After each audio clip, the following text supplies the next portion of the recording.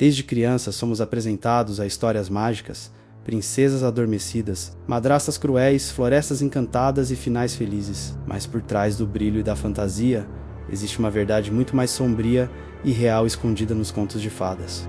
Muito antes de se tornarem animações coloridas da Walt Disney Pictures, essas histórias eram narrativas populares transmitidas oralmente na Europa medieval. Elas não eram feitas para entreter crianças, mas para alertar, ensinar e muitas vezes assustar. Os famosos contos reunidos pelos irmãos Grimm no século XIX eram, em suas versões originais, violentos e perturbadores. Em Cinderela, por exemplo, as irmãs postiças chegam a mutilar os próprios pés para caber no sapatinho de cristal. Em Branca de Neve, a rainha má é condenada a dançar até a morte usando sapatos de ferro em brasa. Nada de finais suaves, havia punição, dor e crueldade explícita.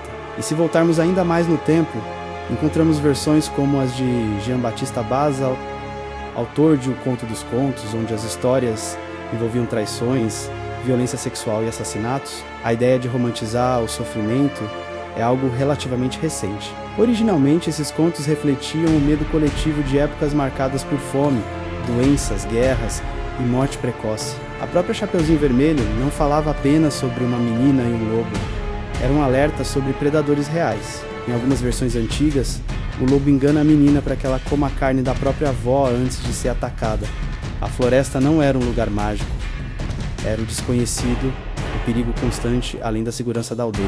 Já a Bela Adormecida, em versões anteriores à adaptação moderna, não acorda com um beijo de amor. Em algumas narrativas antigas, ela é violentada enquanto dorme e só desperta após dar à luz. Histórias assim mostram que esses contos eles carregavam símbolos ligados à sexualidade, amadurecimento forçado e às duras realidades sociais da época.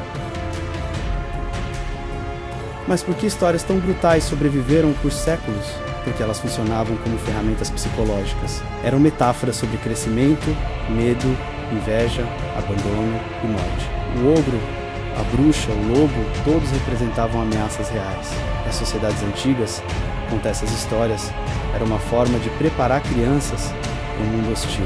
Com o passar do tempo, especialmente no século XX, essas narrativas foram suavizadas. A indústria cultural transformou tragédias em romances. Vilões se tornaram caricaturas. O terror virou fantasia. E o sofrimento passou a ser apenas um obstáculo antes do felizes para sempre. Mas a verdade é que os contos de fadas nunca foram apenas histórias infantis. Eles são ecos de um passado sombrio. São retratos simbólicos das angústias humanas mais profundas.